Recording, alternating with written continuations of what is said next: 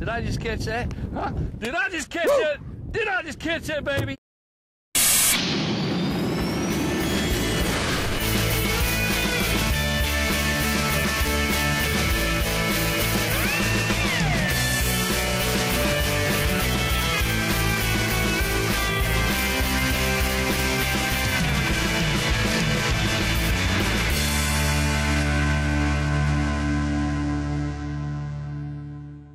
Hello again, everyone, and welcome to New South Outdoors. I'm your host, JR Pt1, and today we've got a very special show for you. I've been very fortunate over the past couple of years to go on some great fishing adventures, trying to bring you some of the best outdoor action that we possibly could. From top bass professionals to charter captains along the Gulf Coast, I've chased tarpon, smallmouth, spotted, and even shoal bass on the Flint River. You're not going to want to miss what we have for you coming today, so relax, sit back, and stay tuned. And we'll be back with more action from New South Outdoors.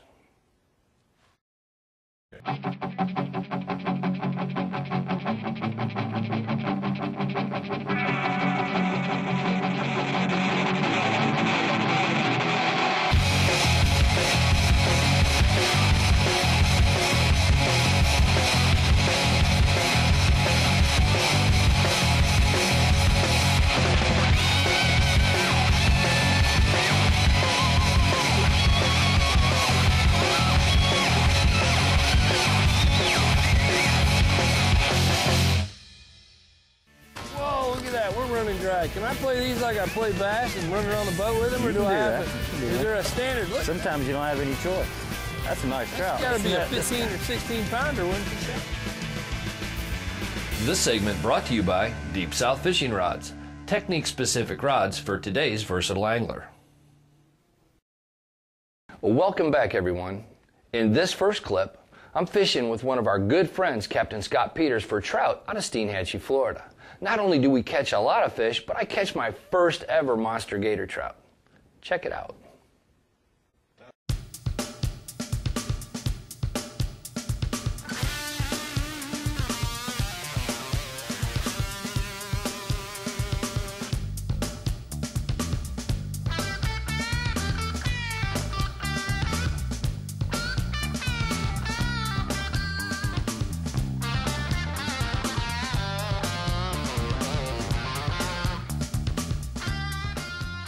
Today we're fishing with Captain Scott Peters down at the Steenhatchee River.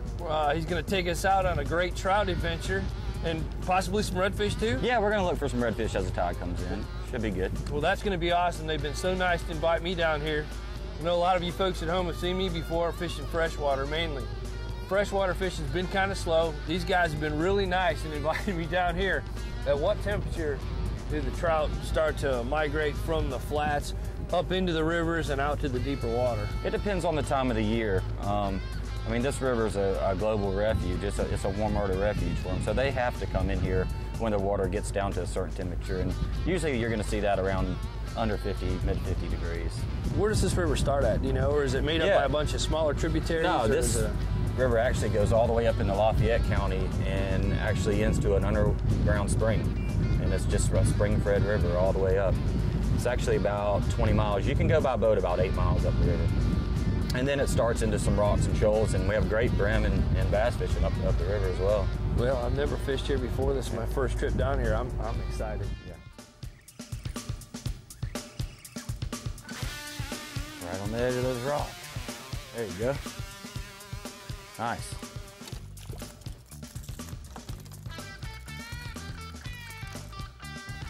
A couple of the smaller guys here. Oh, I got one. Oh, look at this. Yeah. There you go. It's on now, baby. Woo! Get over there. Now, can I play these? Whoa, look at that. We're running dry. Can I play these like I play bass and run around the boat with them, or do I have to? Is there a standard? Look. Sometimes you don't have any choice. That's a nice trout. It's got to be a 15 or 16 pounder, wouldn't you say? At least. Whoa. Very nice trout.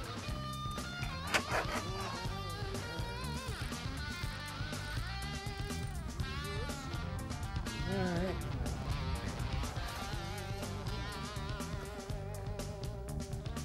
Go ahead and ease them up here. Very nice. Get the size of this big. Come on, Mr. Trout. Let everybody at home see you. Come on, quit fighting now. Just barely hooked there on the edge of the lip. Yep. Come on. There we go. All righty. All right. Woo! There's a gator trout. How about that? It's a very, Well, we're gonna have to get some pictures of this. very nice trout. That could be my new say- biggest trout I've ever caught. I say he was hooked in the corner, but he had it in there pretty good. Must have been one of them bass set hooks. I don't even know what to say about that. Look at this guy. Go ahead and get this out of the way. This is about a good solid 24-inch trout. Might have to kiss that one. I appreciate the opportunity that you gave me to come out and catch that big bad boy. Absolutely, That's yeah. my biggest trout I think I ever caught. Thanks, man. No, folks, we're out here. It's the middle of January, and the forecast was supposed to be in the mid-60s, right? Close to 70. Right. Yeah. No wind, but as we've been out here, it's got a little bit, a lot cooler. I've got my jacket back on, and my nose is running a little bit, and I should have probably wore gloves, but you know, being so close to home, this is awesome. January. Yeah. Could have another 7-pounder on here. That's a nice fish. Nice fish. They don't jump like bass, do they? Oh, not this time of the year. Well, that's good. Yeah, that's a good fish.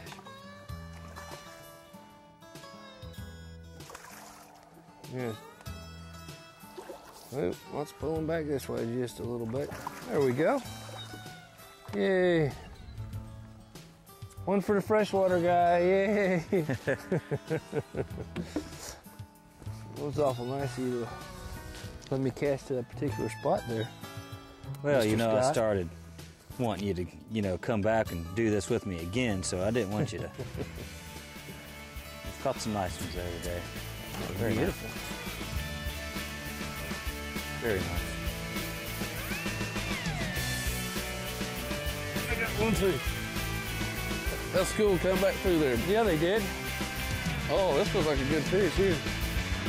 This segment brought to you by Gulf County and Mexico Beach Tourism, the heart of Florida's Forgotten Coast. Hello again. In this segment, we fished Lake Seminole in the heat of the summer with BASS Elite Series Pro J. Todd Tucker. Some of the toughest fishing you'll find all year, but he still managed to put us on some. Watch this.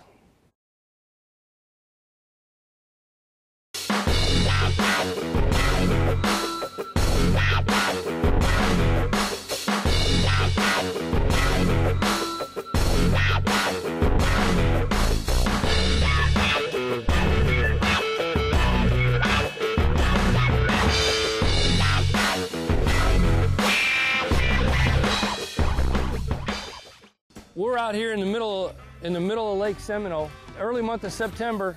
Great time to come out and learn how to read your graph and learn which way a ledge goes. What I'm able to do when there's no one out here is I can take buoy markers and I can stagger them 40, 50 feet apart along the ridge, and it gives me a visual image, you know, not only for that day, but I can remember that for future references.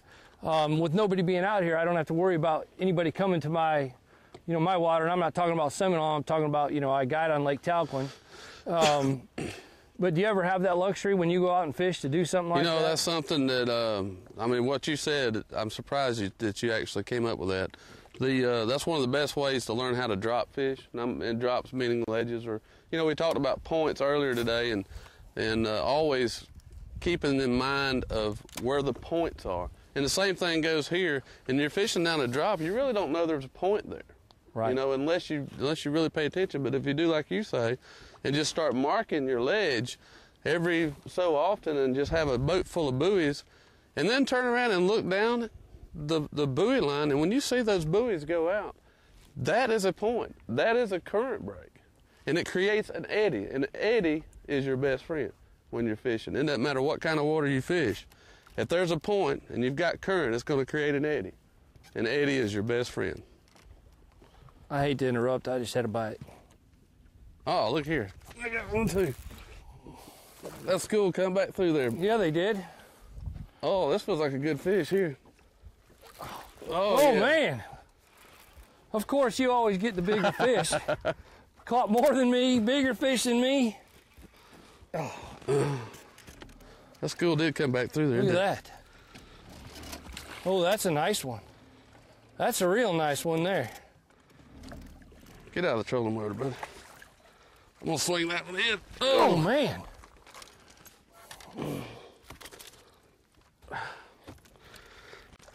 That's a good Seminole bass there. That's Heck yeah. that little run up here might paid off, didn't it? Yeah, it sure did. We moved 5 minutes. How much up bigger away. is mine than yours? Oh well, we won't go there. That was a 12-inch worm, right? That's a 12-inch worm, yeah. Again. All right, well, it paid off coming up here. Yeah, we Appreciate got the on advice of throwing the big worm. we appreciate the advice on the buoy. I wasn't even thinking about it, and I was out here kind of lost, and we threw a buoy down, and there was a school of fish. So we're fortunate we did catch. That's the best day I've had over here in 2 or 3 Awesome. days. All right, well, let me get this guy back in the water and stay tuned for more New South Outdoors.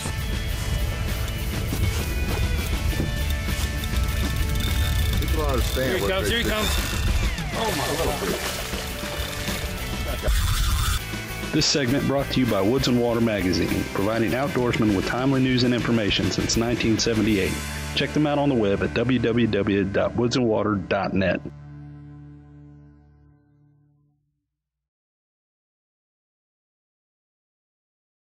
Out of all the fishing adventures I've ever been on, I've always wanted to fish for tarpon. Well, I finally get to realize that dream as I fish with Captain Trey Landry out of Indian Pass and catch that monster tarpon. Sorry you couldn't have came with this time, Vicky.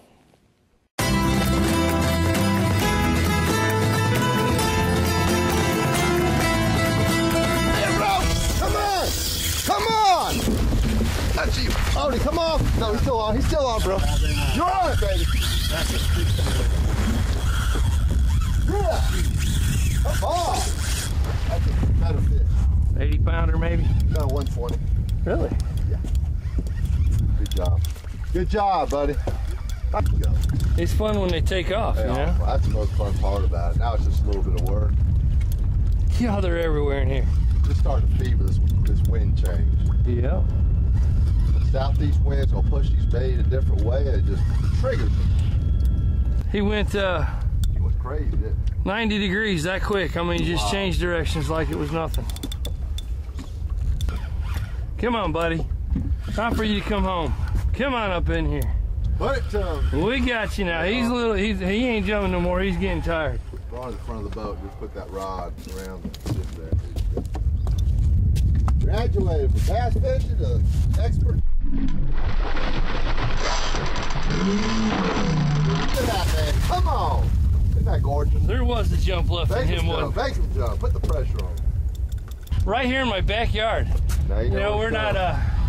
I live in Tallahassee. We drove, hour 45 minutes. And it's incredible. Right here, Port St. Joe. Beautiful St. Vincent Island.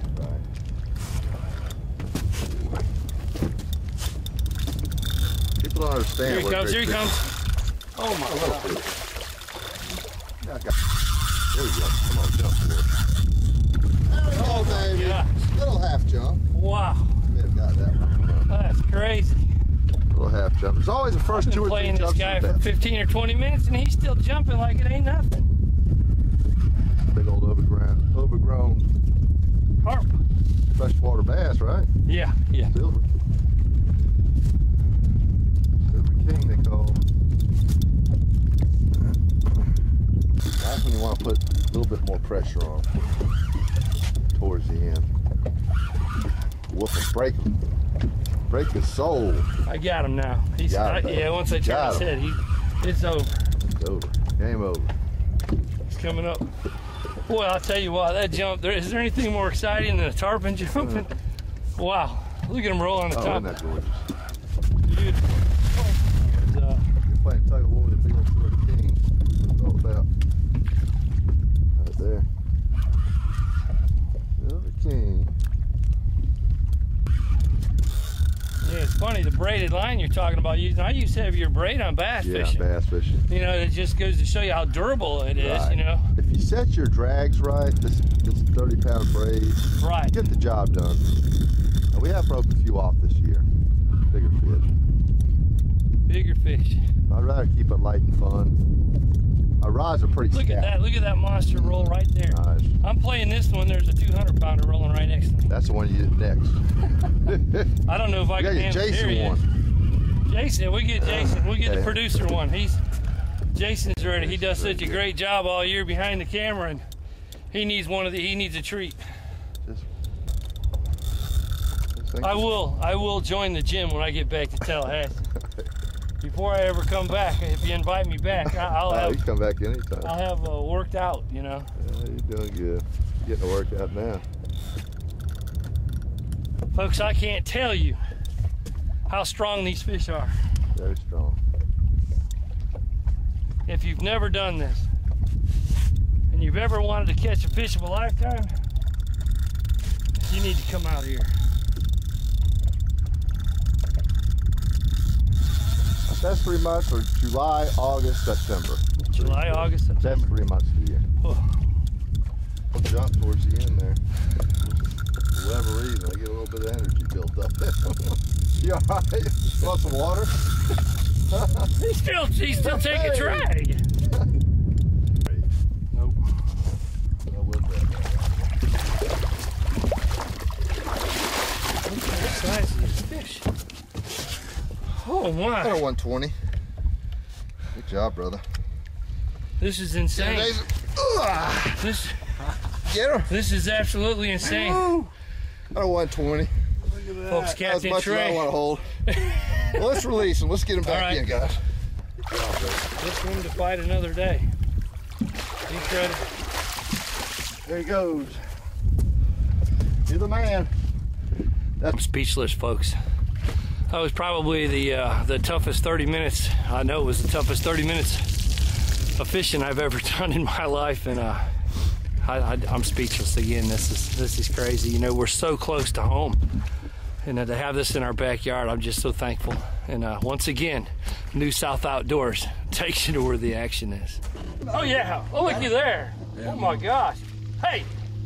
It's a pound and a half. Get the net. Get him in. This segment brought to you by Blue Water Outriggers. Everything for your outdoor adventure. Here's footage as we follow around the top 5 teams from this year's tournament trail on Thursday night tournaments on Lake Jackson. They catch a lot of nice fish and win a lot of nice money. Check it out.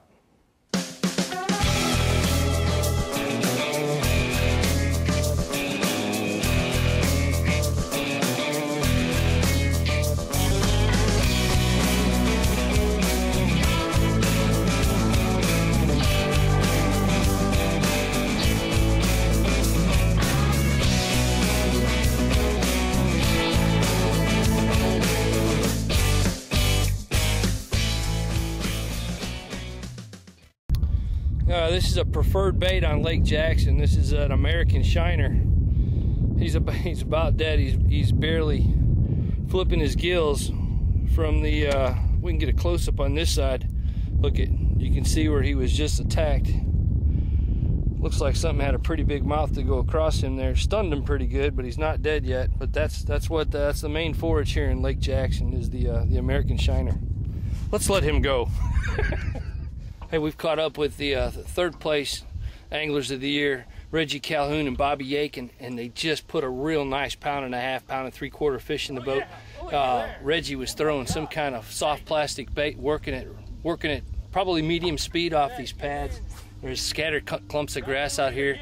I know Reggie's been fishing here in the past. This is one of his secret spots. We're not going to tell anybody where he's at, but for those of you familiar with Lake Jackson, it's probably not too hard to pick out. No. Thanks for sharing, Reggie. No problem. Yeah, it's been everything. All the bites we had been around. It had to be around a clump of grass. It couldn't be in open water. Everything's been around a clump of grass. And usually, if you can get by it, you know, you get by a clump of grass, you do get a bite. But that's the way it's been so far. That's good. If I could just put them in the boat, we probably would have done hand 5. But I got you. Well, that's good because that's more bites than what we've heard about. You know. Usually it's until as the sun goes down, the bite will pick up for you too. Yeah, it's been our last tournaments when it's been where we've had to wait till right before the dusk when we get our fish. It's been the area. It's been a morning and evening. So I was real surprised when we got here and got these bites so quick. So So hopefully that's things to come when it gets Sorry. dark. So.